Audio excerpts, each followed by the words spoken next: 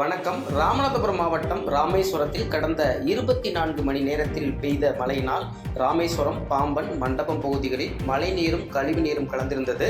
மாவட்ட நிர்வாகத்தின் துரித நடவடிக்கையால் பாம்பன், தங்கச்சிமடம் பகுதிகளில் ஓரளவு, அதாவது 90% தேங்கியுள்ள நீரானது கடலுக்கு போயிடுச்சு. ஆனாலும் அந்த மக்கள் இயல்பு நிலைக்கு திரும்பலைன்னு தான் சொல்லணும். ஏன்னா சற்று 5 நிமிடத்திற்கு முன்பு மீண்டும் மழை பெய்ய ஆரம்பித்து இருக்கு. இப்போ கூட மழை தூர ஆரம்பிச்சிருக்கு. ஆகவே இன்னும் மீண்டும் மழை பெய்தால் எங்களுடைய வாழ்வாதாரம் பாதிக்கப்படும்னு சொல்றாங்க. அது மட்டுமில்லாமல் மண்டபம் பகுதியில் கலைஞர் தெரு, அந்த பகுதியில் சுமார் 20க்கும் மேற்பட்ட வீடுகளில் தற்போது வரைக்கும் மழை நீரும் கழிவு நீரும் உள்ளே கலந்ததால் அங்குள்ள மக்கள் வசிக்க முடியாத சூழல் ஏற்பட்டிருக்குன்னு சொல்கிறாங்க. அது மட்டும் இல்லாமல் அந்த மக்கள் நேற்றிலிருந்து உணவில்லாமலும் சமைக்க முடியாத சூழலில் இருந்து வராங்க.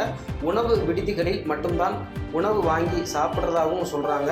அது மட்டும் இல்லாமல் இந்த மக்களின் குழந்தைகள் இன்றைக்கு தேர்வு எழுதும் நேரத்தில் தூங்க முடியாமல், படிக்க முடியாமல் இன்னைக்கு பள்ளிக்கு போயிருக்கிறதாகவும் வருத்தம் தெரிவிச்சிருக்காங்க.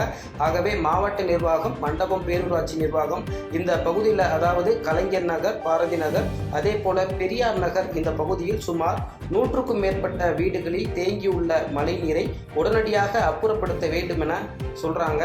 பேரூராட்சி நிர்வாகத்திடம் நாம் பேசும்போது என்ன சொல்றாங்க அப்படின்னா, இந்த நீரை அப்புறப்படுத்துவதற்கு வழியே இல்லை.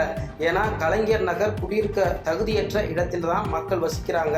ஆகவே அந்த மக்களை நாங்கள் முகாமிற்கு அழைச்சிருக்கோம், ஆனால் முகாமிற்கு வர மறுக்கிறாங்க அப்படிங்கிற ஒரு தகவலை சொல்றாங்க. இருப்பினும் இந்த பகுதியில் சூழ்ந்துள்ள மழைநீரையும் கழிவு நீரையும் உடனடியாக அப்புறப்படுத்தி இங்கு வாழும் மக்களுக்கு ஒரு பாதுகாப்பான சூழலை அமைச்சு கொடுக்குங்கிறது இந்த பகுதி மக்களின் கோரிக்கையாக இருக்கு. பாதகம் செய்பவரை கண்டால் நாம் பயங்கொள்ளலாகாது பாப்பா, மோதி மிதித்து விடு பாப்பா, அவர் முகத்தில் உமிழ்ந்து விடு பாப்பா. அண்மை செய்திகளை உடனுக்குடன் தெரிந்து கொள்ள இணைந்திருங்கள் இயம்நாடு தொலைக்காட்சியுடன்.